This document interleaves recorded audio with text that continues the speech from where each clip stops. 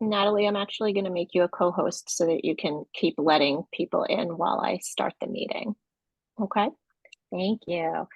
All right, good evening, everyone. Thank you for joining us tonight for our presentation on student support services at Stuyvesant. Tonight we'll have Ms. Paulson, our newest assistant principal. She'll be addressing this topic, and Principal Yu is with us as well. Just so we're aware, tonight's meeting is being recorded, so we will provide it along with this slide deck in the weekly update so that you'll be able to refer to it. We do have Chinese interpretation going on. The line is in the chat, and if you'd like to listen in. And we also, of course, as you can see, have ASL interpretation this evening. You will have the opportunity to ask questions. Please put your questions in the Q&A box so that we can see them.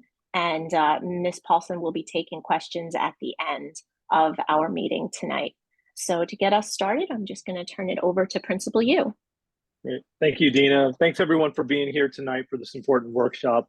Really excited that we're able to provide some information about the support services that we provide at Stuyvesant. And before I say a few more words, I just want to say thank you to our translators and interpreters. This is really important. This is part of the work and making sure that our families and our students can access the information that we think is really important. Also want to give a big thank you to our Diverse Learners Committee of the Parents Association. Your work has been vital in working congruently with Ms. Paulson and Ms. Ingram and Ms. Tang. Again, our goal is to continuously improve in the work that we do to make sure that our young people can be best positioned to excel. And also to Ms. Ingram and Ms. Tang for their work and always being the bridge with our families.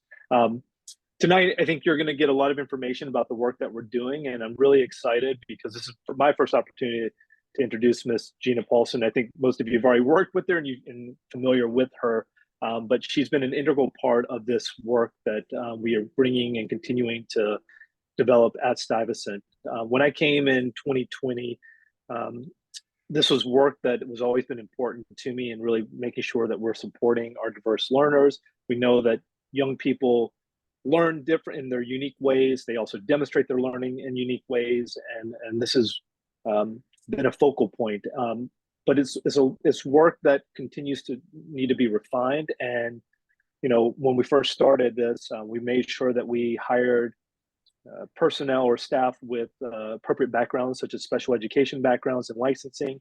And over the course of the time that I've been here, I knew there was a missing link, and one of that was our supervisor. And so being able to get Ms. Paulson, who's got a really incredible background working at a variety of schools and with a variety of young people, she's bringing that work to Stuyvesant. And we're seeing it play out because of all the different meetings we have in bridging our guidance and our instruction to really think about the ways in which we're thinking about our individuals holistically and the needs that they need in order for them to excel. We know that our young people are exemplary in so many different ways, but we also know that, again, people have different needs, and our young people need to make sure that they have the supports and the services. So tonight, again, I'm really excited to introduce Ms. Gina Paulson, our assistant principal, who oversees this really important work. I think she's going to give you tons of information. And just know that she is always readily available to respond and answer questions.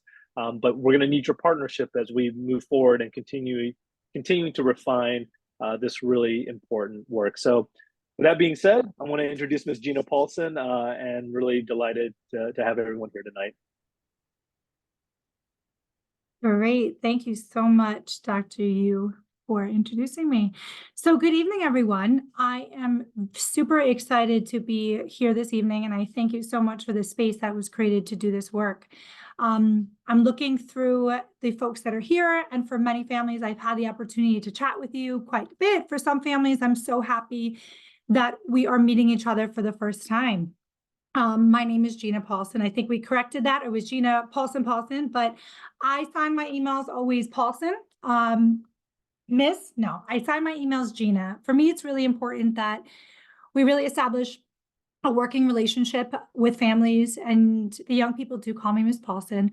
But the goal in me calling myself Gina to families is that you're sharing a lot of information about your family, about your young person. And I want you to feel like we are an extended family. So welcome to my home. And it's a pleasure being here. So Miss Ingram has been phenomenal with helping to prepare for this evening, and she's going to support me with the technology.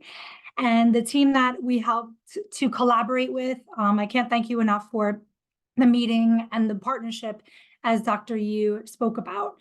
So my first piece is a big thank you, and I'll let you know that when we were looking at our slides today, Mr. Ingram said to me, wow, this is the last slide or the first one? And I said, it's the first one, because I can't tell you how important it is. And thank you so much for being part of the process. Being part of the Stuyvesant community is an absolute labor of love. This is, I believe, my 14th year as an assistant principal.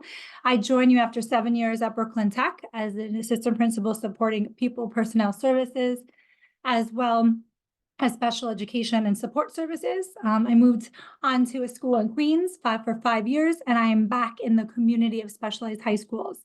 It's an absolute labor of love, and I've shared with many families. For me, I'm dyslexic myself.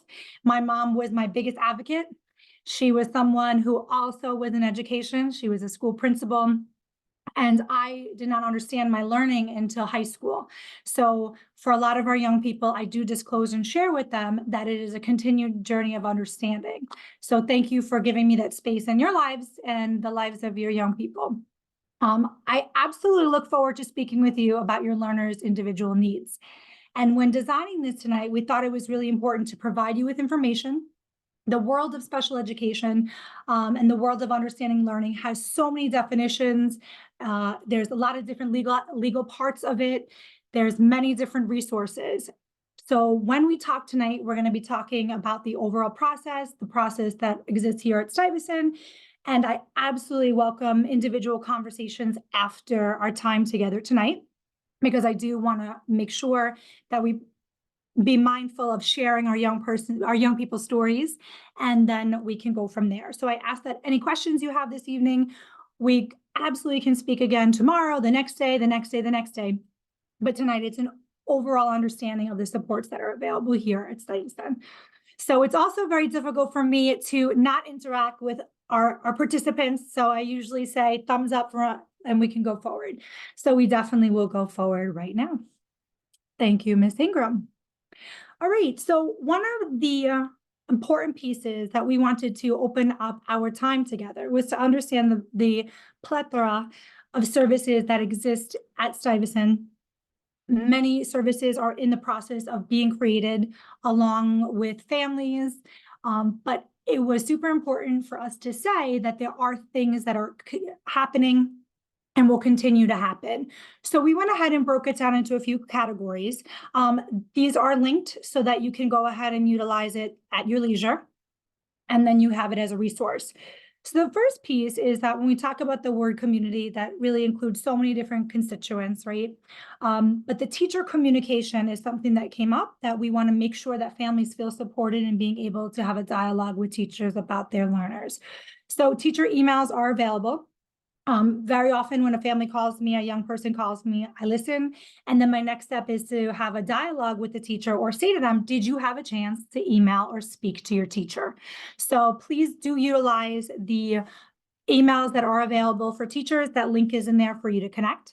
And if you felt that after having a dialogue with the teacher, you also needed to wrap me or one of the assistant principals of that content area in, please don't hesitate to. But usually my first thing is, did we have an opportunity to chat with the teacher? With that said, the conferences, we are in this new virtual world, and this year we're going to continue to have our conferences that are remote.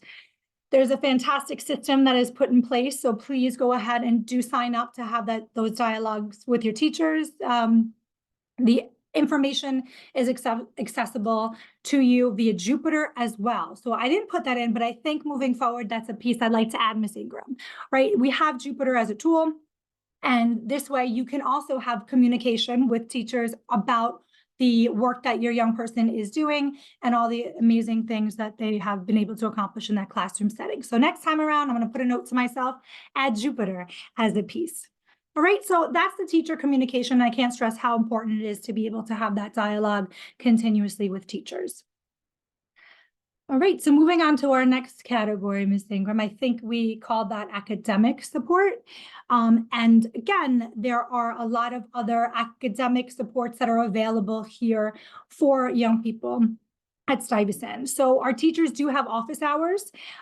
They will let the young people know, they will communicate that to them. For many of them, they've included that on their class contracts. It is on many of their Google classrooms. If you are curious about the teacher office hours, definitely shoot an email to them and they'll be able to tell you when they are available to assist and support the young people. AIS tutoring. So there's a link right there. And ultimately, we have opportunities for young people to interact with the other young people and the teachers in that specific content area. Many of the different tutoring sessions happen between around 3:40 and 4:40 every day. If there is a scheduling need and you need some support with helping your young person to plan that, absolutely have a dialogue with the counseling department. They can really assist and help navigate. I am here as well, but they have been here for quite some time and can support you in factoring what day a young person may need to go, what content area, and any issues that would arise, please do let us know so we are aware and can make opportunities for young people to be with their teachers. All right, moving on to some other academic support services that are here at Stuyvesant. So we have Arista tutoring, which is unbelievable. I'm a really big proponent of having young people come together to talk about learning, right, and their content. I hear from the minute I get right by Chambers Street to the minute I get on the subway, I hear young people having conversation about work and about what they're doing. So I really cannot emphasize enough this Arista tutoring opportunity, and it really supports the social interaction as well. So I recommend that if a young person is struggling, but not even struggling, whatever that means, have a collegial conversation with their peers. We do it all the time in so many different facets of our industry. So I definitely suggest that you plant that seed and see if it lands with your young person. It's very often something I recommend wholeheartedly. So the Writing Center is a fantastic opportunity that is available for young people. I worked with Mr. Grossman today, the assistant principal of English, to make sure that we went ahead and we had that partnership between the young person and the English department through the Writing Center. And there is, again, quite a lot of information available for you at that link. All right, so we've covered teacher communication. We're at a space right now to talk about academic supports. And we also have other pieces that can support through Computer Science Dojo. So CS department, the Computer Science department, has created a space for the young people to come together and to talk about the work that they do. I definitely will tell you that it is such a big piece of the community of the learners when we talk about computer science, being able to work together to navigate complex systems. So I also recommend that for you to share with your learner. So organizational day. We hear words like executive functioning, and I ask, what is executive functioning? When we talk, there's so many different parts of it, but when I break it down to the young people, I say, what does an executive do, right?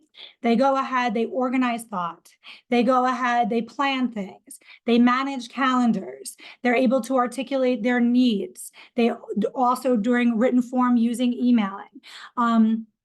Organizational day is a fantastic opportunity for the young people to work along with their school counselor, to go into that book bag where there's oatmeal that was there from 2 years ago. No, I hope not. Where there is paper, where there is pens, where there are caps and there are pens. All sorts of things exist in that book bag. With that said, the school counselors work with the students to go through the book bag and come up with an organizational style that supports them. I will also add, as we're kind of chatting and putting different pieces in, I definitely am a proponent for the digital platforms for organization. On the specific days that are organization day, they have opportunity to have folders, to have all sorts of office supplies that gets me so excited, but they can work with them to go into that book bag. And I have to do a plug to the book bag. It might be something to think about, a weekly situation. I understand we're talking about 14, 15, 16, 12-year-olds, 13-year-olds who may not be excited about you looking in their book bag, and I understand that. However, it is super important. And with that said, I did mention the digital piece. So I would say the same way that we need to go ahead and maintain the wonderful worlds of the book bag, we need to maintain the desktop, because that can also explode.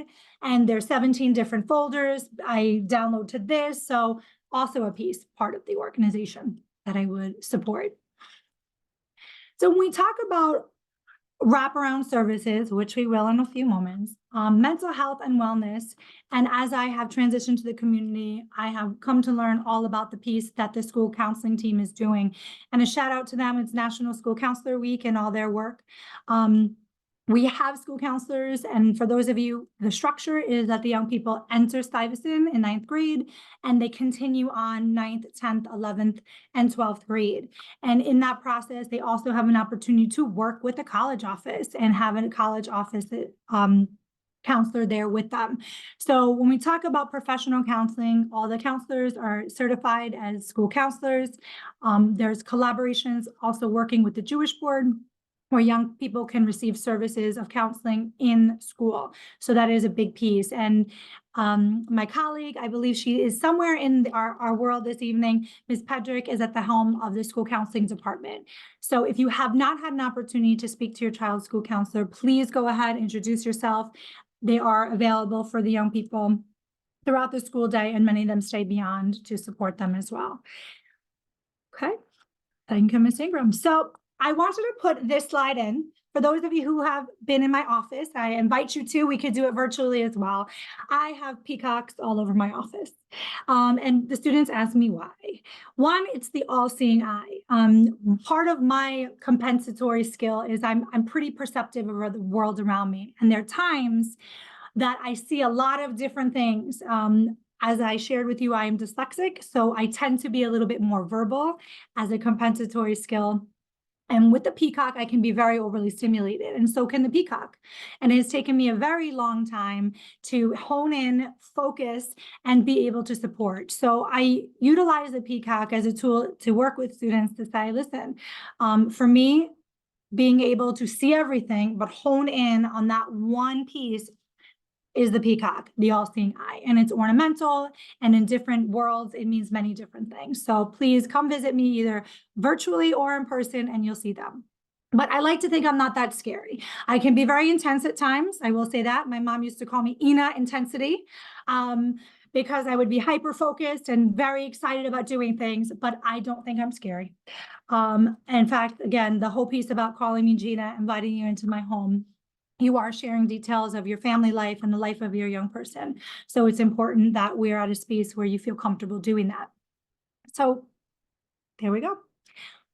When we talk about the overall process that we're going to be speaking about tonight, and the continuous piece about receiving services and setting up young people with supports, and speaking to the team, they shared with me that sometimes in this community and many other communities, getting support or identifying needing help, there can be a stigma associated with that. And when we, all of us have come through the pandemic together, and we know that mental health needs have been addressed in new ways, new needs did emerge from it. So when we talk about mental health, when we talk about support services, when we have dialogues about, I think something might be happening, there is stigma in there. And what we're really trying to do here at Stuyvesant is provide opportunities for students to feel comfortable coming and sharing.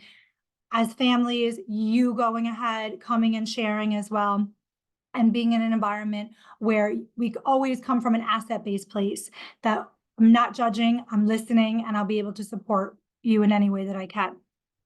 And that piece about shame, we could have a whole dialogue. And if we were at a smaller group tonight, I would love to open it up to talk about shame and the roots of shame.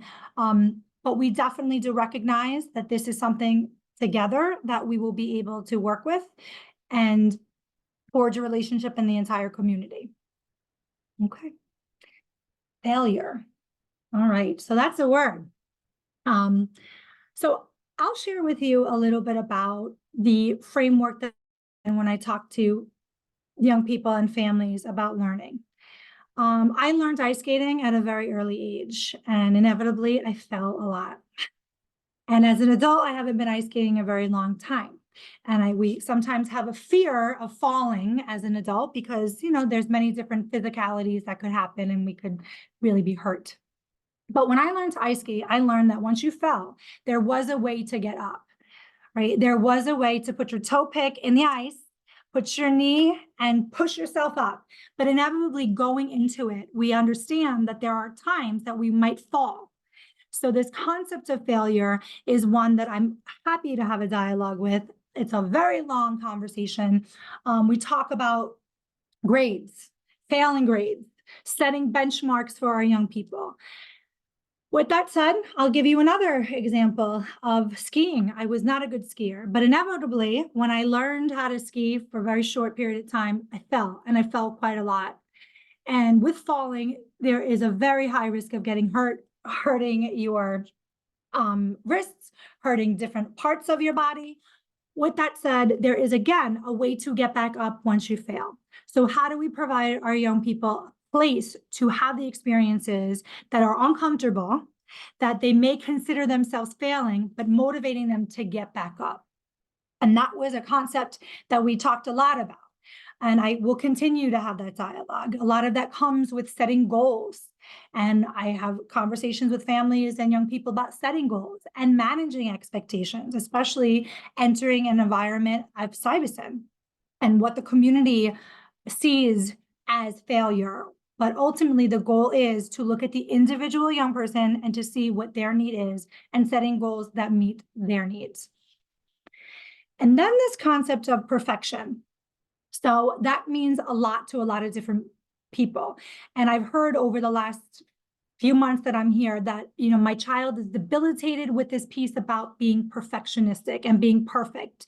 And they won't hand things in unless they see it as being perfect.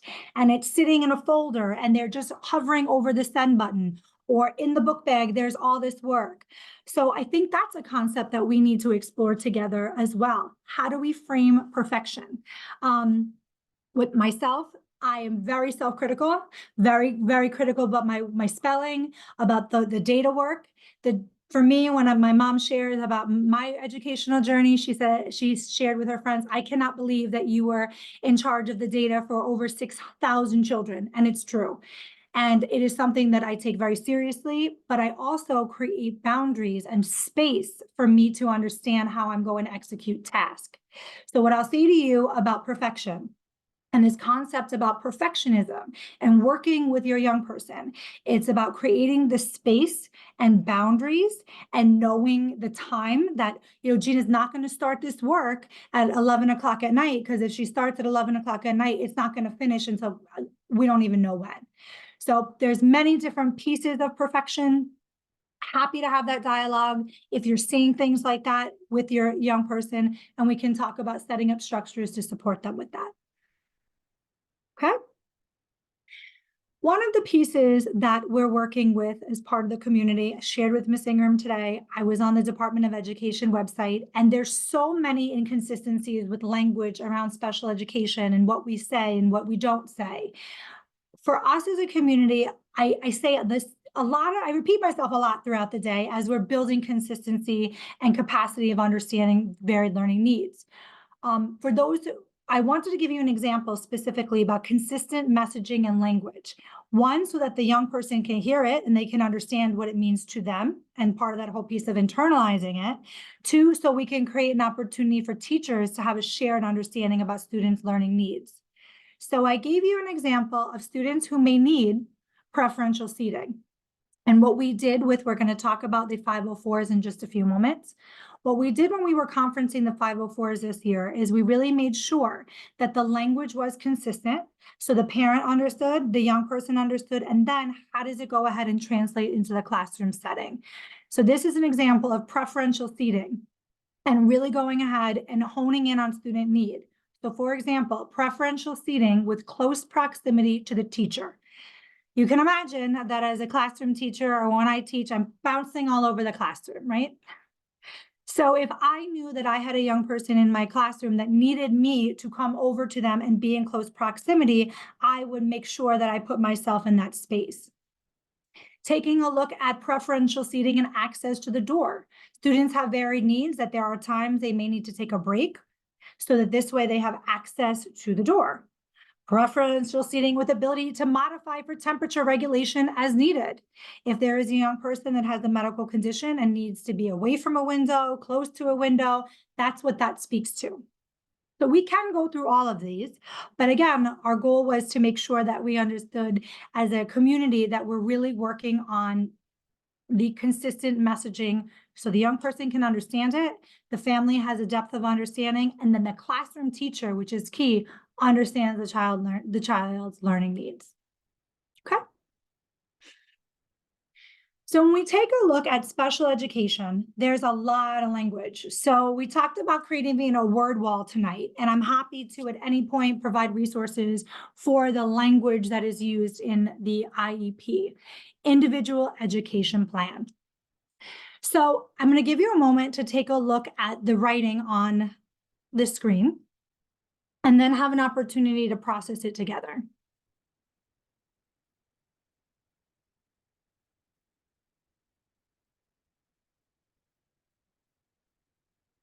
Okay. There's several pieces to that. The key for me right now is the last word that says, the last sentence, the IEP is created by a team that includes you, the family. So when we take a look at an educational plan for a young person, that means that a young person is manifesting some type of need that is impacting their learning in the classroom setting and the school community. And then there is a service that is recommended by our team in the school to support them in learning. So a lot of the key to this is that presenting needs to be what we call a functional limitation. What is the functional limitation? Gina is a student that has a 95 average. However, what happens or what is the process of her to attain that 95? When we look at the world of special education, I work for young people and then I work for the city of New York, right? Functional limitation, unfortunately, means that there has been some type of area that is manifesting a deficit. Okay, again, a lot of words. So if I have some type of visual impairment or I have a need for occupational therapy, fine motor skills, that is directly impacting my learning, and therefore there's a functional limitation present. That is very, very hard to ascertain when we're talking about young people who have levels of brilliance that run circles around me. So let me just clarify that. Many of our students have learning needs in various capacities, and we may not be able to understand exactly what it is that they need to support them. So this effort is done together. You as family sharing information with us. You as family maybe having an outside provider have dialogue with us so that we could really get to the understanding of how their need is impacting their learning. So that is the piece about the educational plan we're going to continue on as well. But the key to this is that we've identified a need, and together we're attaching a service to support them in their learning. Check? Okay, let's continue on. So special education at Stuy. Once we go ahead and we identify that there's a need as a team, we have an IEP meeting and we'll talk about the different people that are part of that team. There are several options for services that we support young people with. And if there was a need that manifested and we were able to go ahead and match a young person to a service, we may not have it in the building, we make sure we support the family in getting it outside the building, which is really important. So currently right now at Stuyvesant, we do have classes that are called ICT, Integrated Collaborative Teaching, where there's a special educator as well as a content specialist working together to deliver material to the student that has the learning need. We have the courses across many of the different content areas and many different levels. When a young person has an ICT recommendation coming in from 9th grade, if they had it in 8th grade, we go ahead and we make sure that they are delivering that service, that ICT, to the student. There may be times where a young person is in an ICT class and during their annual review meeting, they're doing beautifully, and they may no longer need the support of having 2 teachers in a classroom. Again, the whole goal is to have our young people be independent learners and continue on. There's a word called least restrictive environment. So an ICT classroom, the service change can absolutely happen based on data and information of a young person meeting their goals, and they can then go ahead and receive maybe another service. When we talk about set services, special education teachers deliver that. Those are in small groups, and they're scheduled throughout the day. It's a specific period. For many of the young people, it will appear the name Ms. Howe, Mr. Lee, or Ms. Coleman. We have a dialogue with you about it. We introduce you to the teacher. A lot of times in set services, we do work with executive functioning as well as working memory, flexible thinking, and inhibitory control, which are all different parts of executive functioning. If you walked into a sets class, it looks different because each individual young person needs something different, and it's in a small group. Very often we try to group the young people together with the contents that are similar, that they may need levels of support. If they have a relationship with the material that they'd like to go ahead and talk to their teacher about, their set teacher, their special ed teacher, very often that special educator becomes the conduit to the classroom teacher as well. So we provide that wraparound.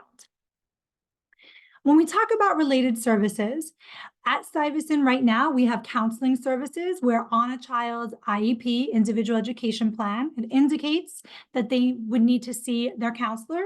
There is a duration of time, 40 minutes, 30 minutes.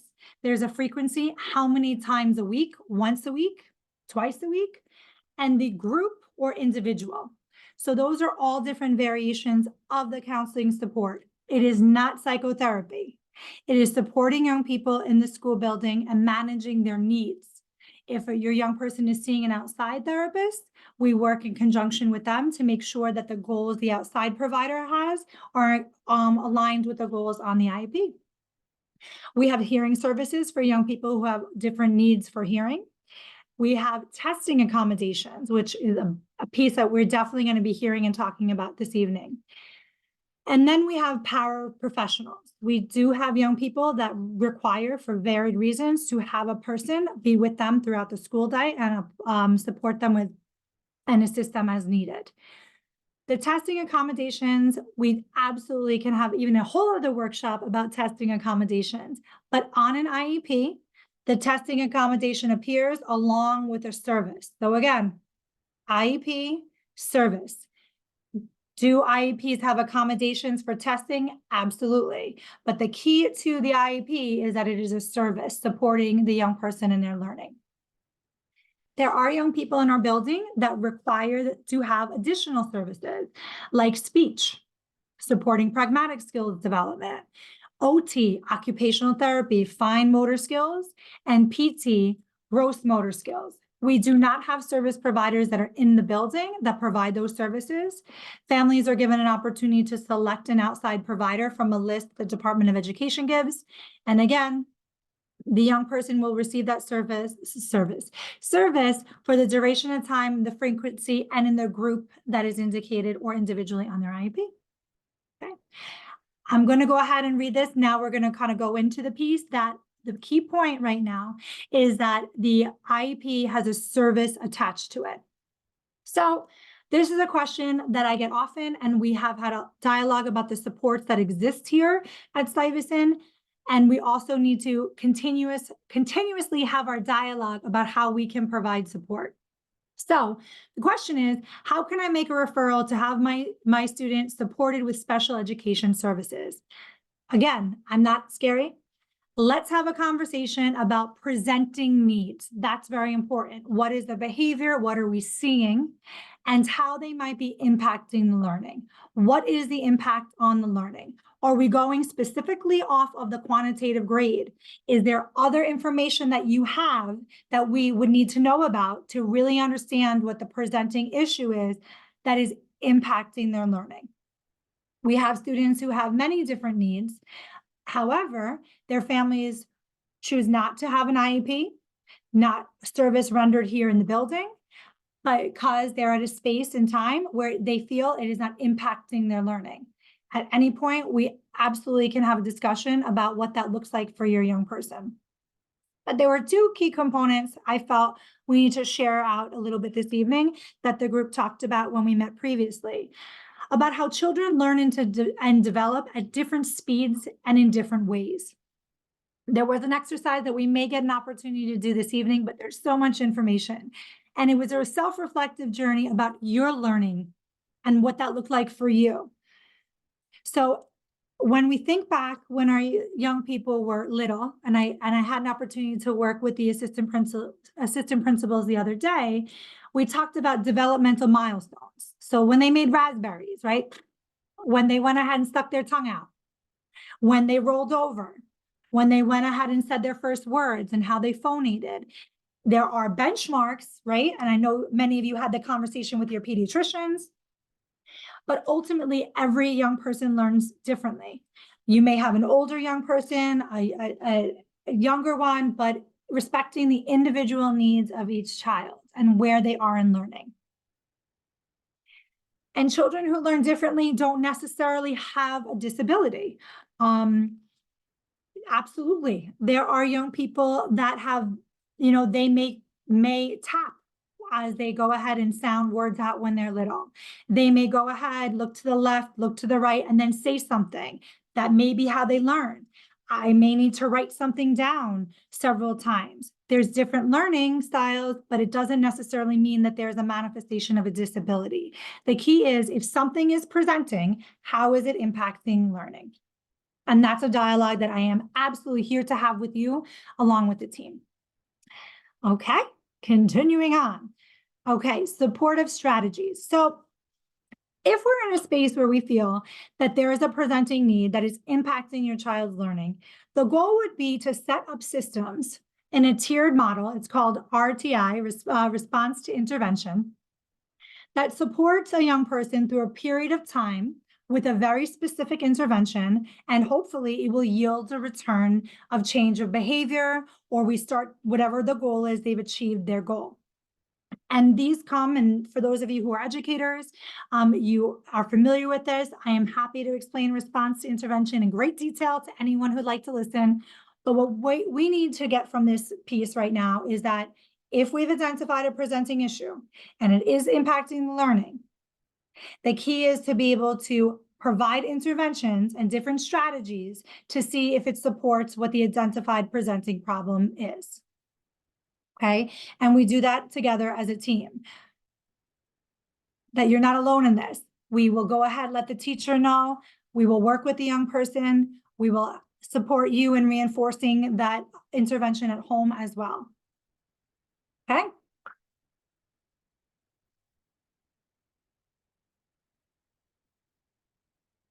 Moving on to our next piece as to who is who here at the place they call Stuyvesant. So I will introduce you to our team right now. They're not here, but they're here always in spirit with us. We have 3 special educators that are part of the team. We have Ms. Coleman, Mr. Lee, and Ms. Howes, who joins our team this year as well. Going full circle, we have that ICT model, integrated co-team teaching, where there's 2 teachers in a room, 1 the classroom content area teacher, and 1 special educator. Those are the 3 teachers that are listed above. We talked about set services in small groups supporting various executive functioning needs. They provide the set services to the students in the small group as well. Then there's me, Gina Paulson. I support students in with the IEP process, as well as the 504 process, which we're going to talk about together, and another level of accommodation to support. We have assistant principals who are part of the team and that have been amazing as I transitioned here to Stuyvesant. Ms. Pedrick, which many of you have had the opportunity to work with. She's been part of the Stuyvesant community for a very long time. As I shared before, she's at the helm of the school counseling team. She has been amazing and fantastic in helping with this whole process and working along with me with the 504s, as well as Mimi Prabhu, who some of you have met as well. She supported special education last year. You may have seen her or heard from her.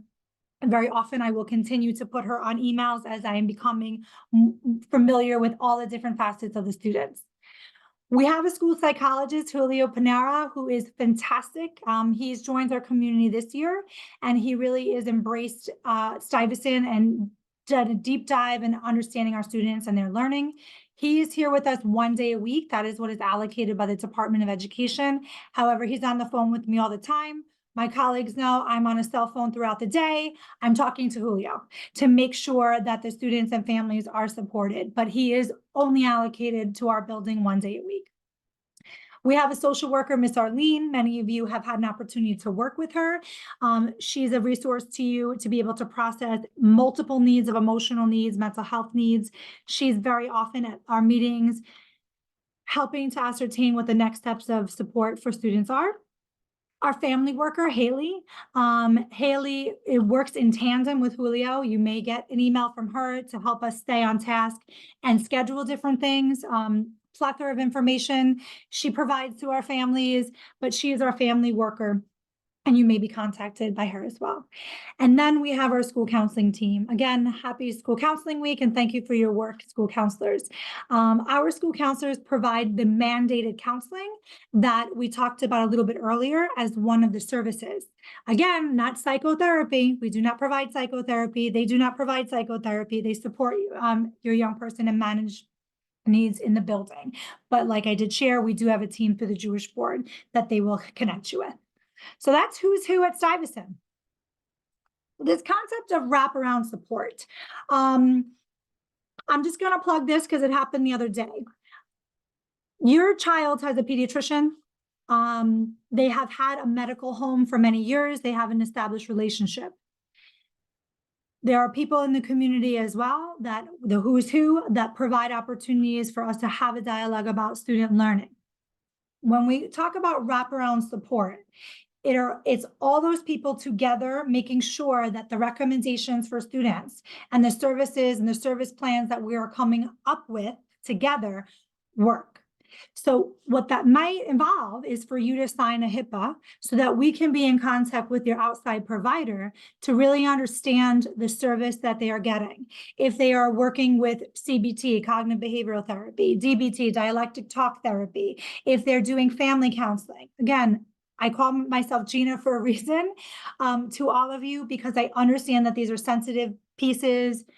But ultimately, to provide wraparound support, we need to be able to have a dialogue from an asset-based place to come up with the next step.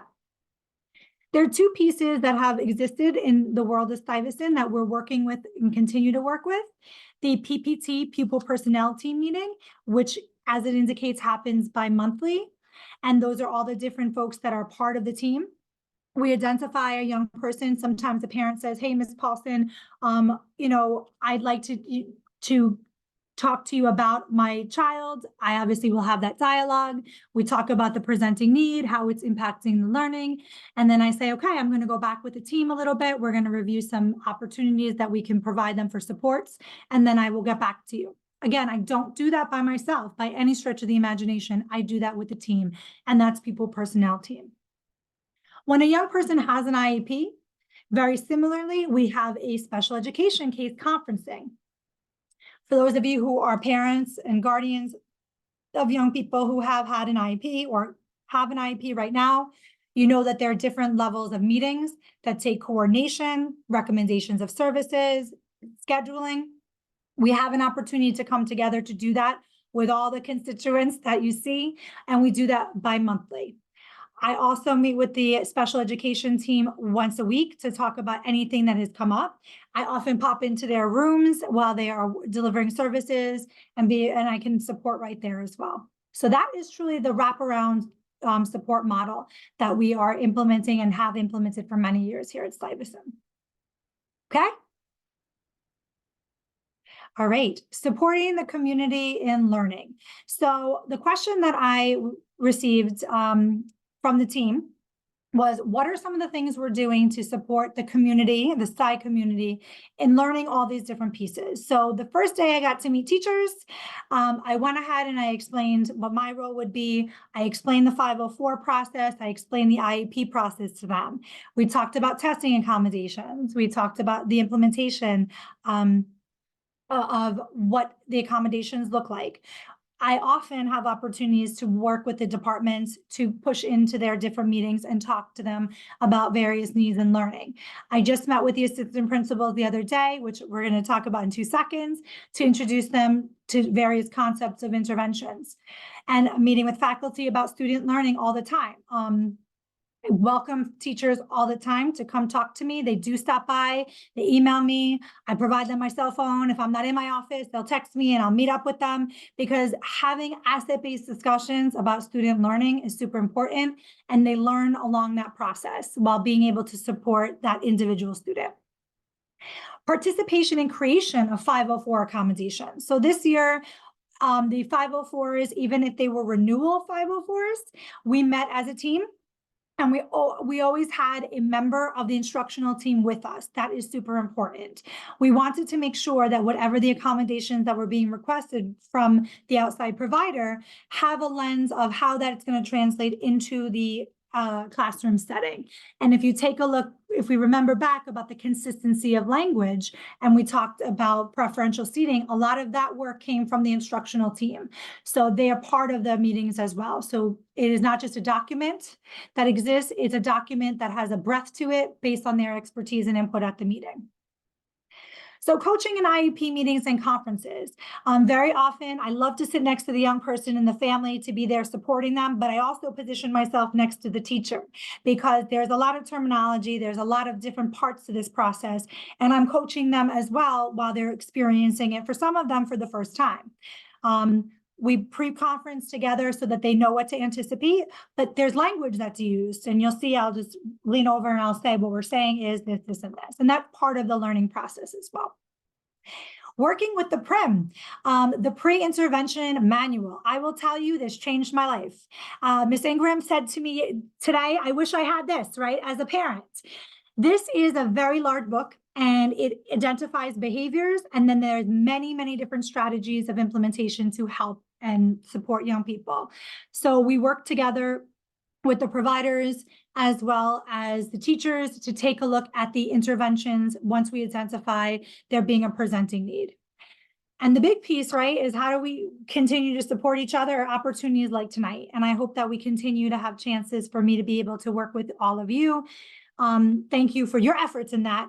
I know it was a lot putting together. Okay. So this is a quote, I guess, for me. How's that? The quote is, we support students to meet standards and beyond through accommodations and services, right? We don't change the standard. Their standard that our young people can attain are amazing. What we do is we match them with the support and an accommodation for them to be able to achieve that. So that's a direct quote from me. Standard doesn't change. We support them to achieve that standard. Okay, thank you. Ms. Paulson, Yes. thank you for that. We do have some questions, and but before we move to questions, I did, in my earnest effort to help you with technology, skip one of your slides. And Okay. so if you could just go over, maybe just describe the one on 504 accommodations and Absolutely. what those are. You may have felt like something was missing because I skipped one of your slides. I was going to get to it. So 504 accommodations. I said it several times. You will have the PowerPoint available to you to take a look at it as well. So let's go to the place that we talked about of these services. On an IEP, there is a service that as a school community we provide. In the world of 504s, the 504 is under the medical model. An outside provider has said that blank will support Gina in learning. An example, Gina goes ahead and she breaks her wrist. Therefore, Gina might need a scribe for the duration of time that she broke her wrist. Gina may need access to a computer during the duration of time that she broke her wrist. That whole process is initiated by parents in conjunction with the outside provider. There are so many varied medical needs that our young people might have, right? I'll give you some more examples. Gina may have a need to have frequent water breaks because there is some type of need that she has medically. Her doctor goes ahead and says, Gina needs to take water breaks every 10 minutes throughout the duration of the school day. Although that doctor had recommended that, when we meet as a team, we talk about what that looks like if Gina stopped to take a water break every 10 minutes and went to a water fountain. Perhaps we could go ahead and provide that accommodation with the water bottle so that she could quickly have a sip and continue on the lesson. There may be a young person who's seeking support from an outside provider and they're working with needs of anxiety. Perhaps that provider writes a recommendation for various services. And I will say to them, thank you so much. I'd love to provide therapy, but we do not provide therapy. We provide accommodation. What might that look like in the school setting? The provider and the family may request that Gina has extended time on all state and local assessments. Again, in the 504 meeting, it's myself, the family. We definitely love to include the young person. There's a member of the instructional team, as well as the guidance counselor there, and we then will be able to ascertain the recommendation that is given by the medical provider and to see how it can be implemented in the school setting, right? So there's so many different medical needs that happen in the life of a young person, and we're here to support you with that. So that's called 504 accommodations. Accommodations live in 504, services live in IEP. There are accommodations as well on IEPs. The 504 model is under the medical model by an outside provider making a recommendation, and together as a team, we do that. Thank you for explaining. Again, sorry Sure. for skipping that slide. No So problem. we've had just a few questions that came in. One is, could you recommend any digital apps or models that would help improve executive functioning? I love it. I love that question. What I'm going to do is I'm going to speak to Ms. Coleman tomorrow, because there are, and she's part of our team, as you know, there are ones that she highly recommends, and I will produce a list for you to disseminate amongst each other. What I will say is that just like every young person has a different learning style, every young person has a different preference in digital technology, and that's a really big thing. So before you go ahead and jump to a specific tool, I would definitely recommend, so I'll give you the list. I definitely will recommend you sit with your young person to make sure it is conducive to their needs. Like sometimes they may not be able to identify the exact need, but you know, I laugh about this, but my cell phone stopped working one day. And I said to Dr. Yu, I can't function. I need to go make sure my cell phone works. It was a real thing. I literally had to go to the T-Mobile store in the middle of the day to get this happening again. So we rely a lot on I call this my computer, the phones as a digital tool, but it has to work for the young person. So I absolutely can provide you with that, but please do make sure that it really does meet the needs of your child. Okay.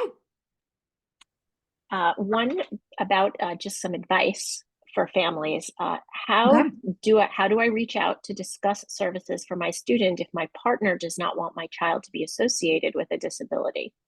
Wow, that's a question, and that's something that as a family, I've invited myself to your family. We work together with that.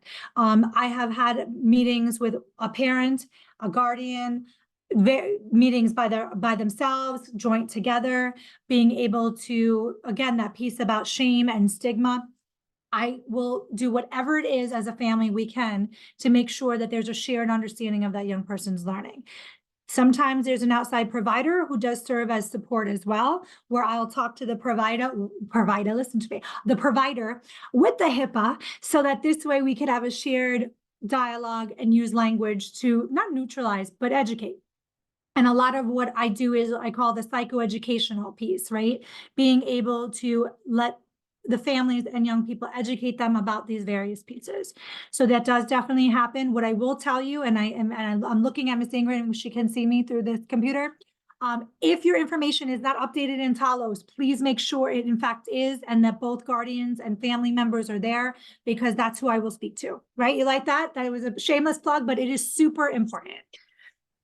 Okay. Thank you for the plug. No problem. So other than during organizational day, can students get help with organizing their time? And if so, how and where? Because many students struggle with organizing time, and some are starting homework very late at night. So how could they get that help? Absolutely. So again, I talked about our school counselors. If there is a specific need that you are seeing in your young person, you can reach out to them and let them know, and they can set up some time to work with your child. Something that comes to mind is our young people were given a planner at the beginning of the school year. So I definitely, if you need another planner, feel free to maybe contact and see if we have some of them. But that work started in the first day of school. I also would recommend, how can we help with that piece as well? I'm going to go back to the Arista piece. I know that it is content specific, but part of content specific learning is also organizing thought. And I would definitely, again, I like to have these opportunities for the young people to work together. Maybe having a chance to have a partner in the Arista asking specific questions. Your child would ask specific questions like, how do you manage your time in AP Bio? What does it really look like to scaffold and plan for an AP test in May? That also is an opportunity for them to work together so that they have firsthand experience and they're sharing that. Okay. Thank you. So what can we do as parents to encourage the student to ask for help if they need it? And also, along with that, what can parents and the community do to reduce the stigma and shame there is that sometimes surrounds that need for help? Yeah, I think that the second part of the question is a continued dialogue, right? That I just can't answer by myself. I need the support of you as parents to take a look at that. But what I can say is that through the opportunity for professional learning for teachers and having chances to talk to them about language and use of language and stigmatization is something that I will continue to do as well. So that was the second part. Can you do me a favor, Ms. Ingram, the first part of that, can you just say it one more time to make sure that I'm answering the question? You're on mute. Yes, that would help. I haven't heard that in a long time. I just had a deja vu to 2020. What can we do as parents to encourage our students to ask for help when they need it? That advocacy piece, absolutely. I'm thinking about what it is sometimes to have a dialogue with an adolescent, right? And how difficult that can be when they don't want to talk to you and they want to be very secretive and they're that struggle for autonomy. So let's start with that for a second. I would respect that, right? When they don't want to talk to you about certain things, you may want to say to them, so I hear you, that you don't want to have this dialogue with me. However, I heard about this really cool person, Ms. Paulson, or I heard about your counselor. Maybe you have a dialogue with them, right? Because to have that combativeness could exacerbate the situation. Mom, what do you know? What are you talking about? So that's the first piece that I've shared with you, some members of our community tonight. The advocacy piece, it depends on each individual young person. That's, again, a very big question. There's different ways to ask for help. Is it going to be via writing? Is it meaning an email? Is it going to be a dialogue with a teacher? Is it going to be using a counselor as a conduit? Or maybe the counselor can support that young person in framing out what needs to be asked of them.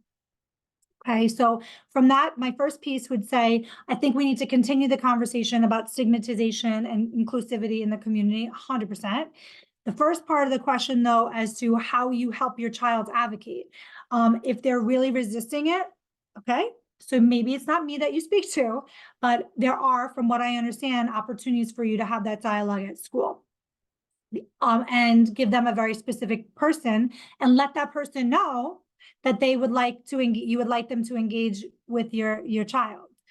The other piece is, as I just want to say it again, is that every young person communicates differently. You know them best. You were there from the time they were little people. You've entered their life in various points as well.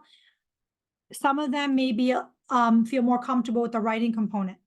Some of them may feel more comfortable having a dialogue with the teacher, utilize, maybe bring up the office hours as well. You know, my understanding is that blank teacher is available for office hours. Did you consider taking an opportunity to talk to them then? Okay, and real important question, how does a parent figure out if their child is just in need of general support versus that they need a 504 accommodation or an IEP? Awesome. I will say you don't do it alone. Let's start with that. I'll take that from you. I'm here to be your sounding board. Like we said, together we can take a look at your understanding of their presenting needs, and I choose my words very carefully. Your understanding of their presenting needs, and then some of my understanding of the structures and the existence, or what I see. I hear from parents sometimes, oh, I looked on Jupiter and it does tell me this, or it doesn't tell me this. I can find out information as well for you. So one, don't do it by yourself. Give me a call and we can talk it out. I will share with you that the counselors have been a fantastic support in this process as I transition. They'll say to me, hey, I spoke to, you know, parent of young person or guardian of young person. These are some of the things they shared. What are your thoughts, Gina? How do we move forward with that? Okay. I shared with the team the other night this word normal, learning normally. I'm not a fan of it. I never have been. We adapt. We take a look at the need. So one, you're not in it by yourself. Please know that.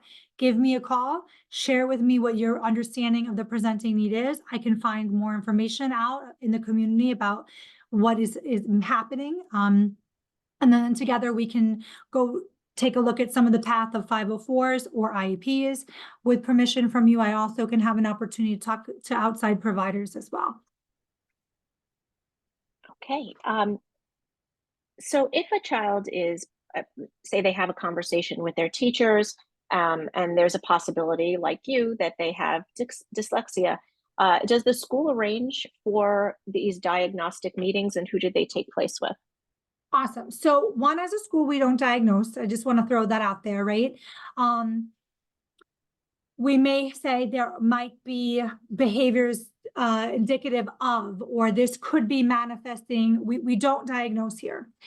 What would happen is that you as a family, we'd have a dialogue together. The teacher would also be included that if you felt comfortable enough to have them do that, because it sounds like in this scenario, they did talk to a teacher about it. We would go ahead and put a referral in for special education at some point, evaluation services, right? Evaluation. Again, we would take a look at that response to intervention model. We would see if there's different interventions that could be possible to support.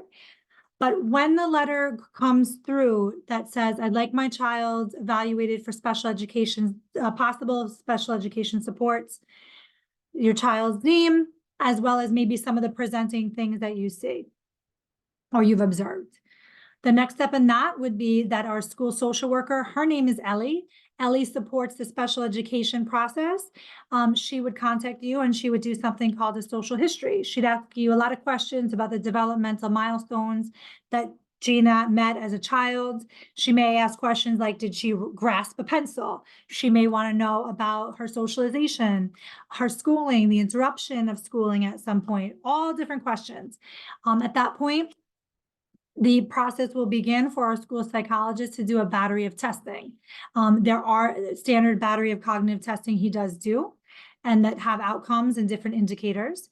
We also have gone ahead and included in that process some more behavioral scales so that we could go and understand student behavior. What will then happen is for some of the young people, depending on how it's presenting, if you said the word, you asked dyslexia specifically, if there was a strong thought that maybe Gina was inverting letters or her organization on her paper looked, needed maybe some support, we may put in for an assistive technology evaluation. If Gina was presenting in a way where she was not making sustained eye contact, at times she was inaudible when she spoke. She did not focus her energy on communication. And it's very hard for me to show you via the camera, but there was pragmatic skill areas that may need support. We might put a speech evaluation in as well. The assistive technology team would come, they would do an assessment of the use of technology in supporting learning. They would give the young person a device for an extended period of time, observe them in that setting, and then make a recommendation for perhaps assistive technology. The speech pathologist would come, they would do an evaluation, talk to the teachers, talk to you as well, and they would do that part of the process. There are times where the occupational therapists and occupational folks would come in, they would do their assessment.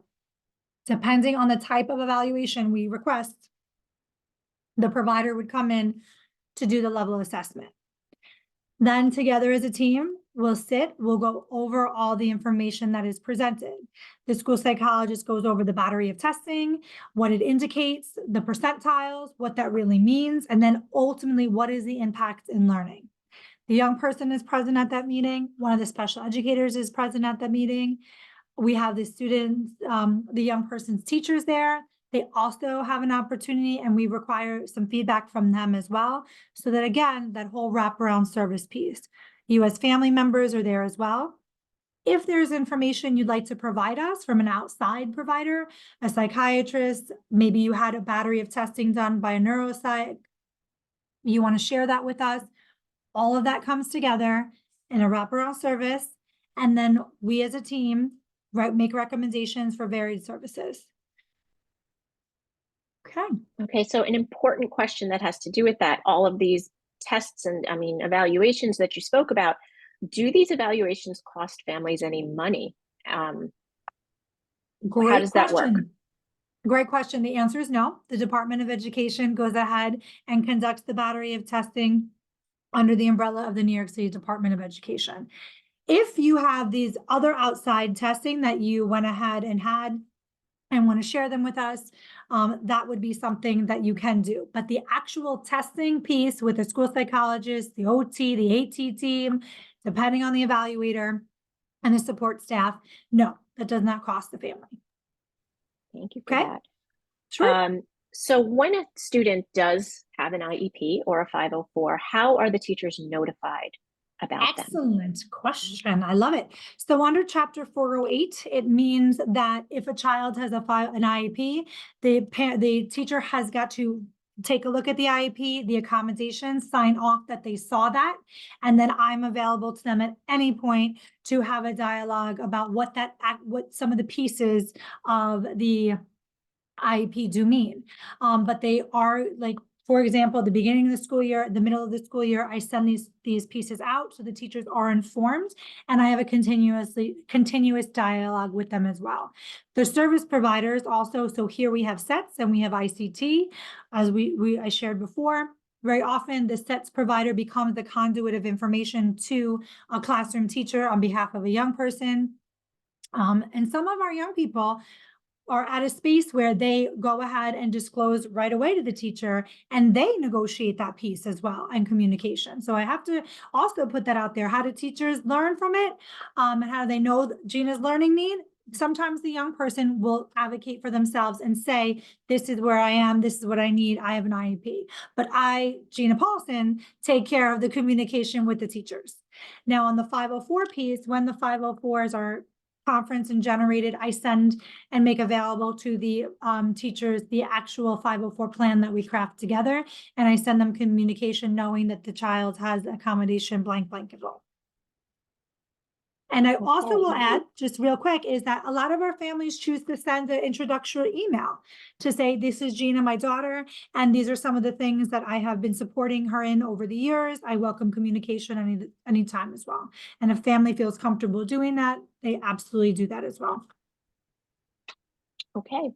And so once a student does have these accommodations, or they're in an ICT class, have this individualized education plan, does that limit a student's class options? Like, how are they able to ensure that they take the classes that they need, that they want? Absolutely. So let's do that. Let's go with the classes they need for graduation, because I want a lot of things, and we have so many different opportunities to go ahead and have input in the classes. But again, what the counselors do along with the IEP team is make sure that one, their program reflects the New York State graduation requirements, and two, that it meets the needs of the mandate on the IEP. We have school starts at 8, ends at 3:30. At any time in between, we go ahead and we program. Again, I'm going to go back to the Gina Paulson quote, right? We don't change the standard. We help the young person achieve it and beyond. Okay. But by going ahead and having an opportunity for them to have the service that is mandated as well as the accommodation. Okay, and then one last question, I think it has more to do with policy, and I'll be happy to chime in on it. Sure. Because it's a general question, not really related to Sure. student support, but it asks if there's limits on the amount of homework teachers can assign, and what is the process for holding teachers accountable. And feel free Sure, to jump in, Ms. Paulson. Sure. Sure. So we do have an academic integrity policy, and also many other academic policies that include a homework policy, a spiral of communication. These are all sent out at the beginning of the year. In fact, it's the start of a semester. I'll include them again just for a reminder, but they're all on available on our document hub on Talos. And I really encourage parents to take the time to read through those documents and to know what are the limits, because there absolutely are limits on homework. So every class is about a half an hour, has a homework limit of a half an hour. And the way that teachers are held accountable really is through our spiral of communication. We really do advocate for students to self-advocate. You know, they're teenagers and they're training to go out to college and into the world. So we encourage students to communicate with teachers. That can be an intimidating thing, which is why we incorporate the use of our school counselors. So if a student is not comfortable saying, well, you know, you gave us 3 hours of homework, let's just go to the extreme. It probably doesn't happen, and it's supposed to be a half an hour. They might not want to confront their teacher about that. They can speak to their school counselor.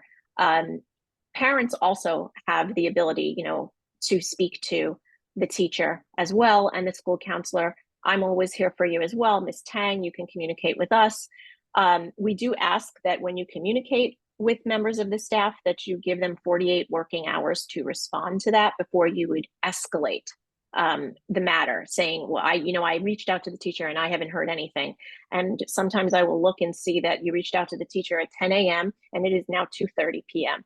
So let's give them some time to respond. And the next step in the spiral would be to reach out to the department chair and seek their help, because they are the supervisors of the teachers, and they are accountable in that way.